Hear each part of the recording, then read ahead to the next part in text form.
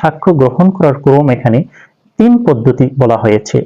প্রথমে হচ্ছে examination in chief, যেটাকে আমরা বলছি হচ্ছে জবানবন্দি, সাক্ষীর জবানবন্দি রেকর্ড করে।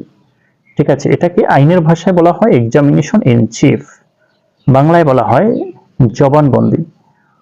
এরপরে হচ্ছে এক্সামিনেশন ইন, অর্থাৎ ক্রস এক্সামিনেশন।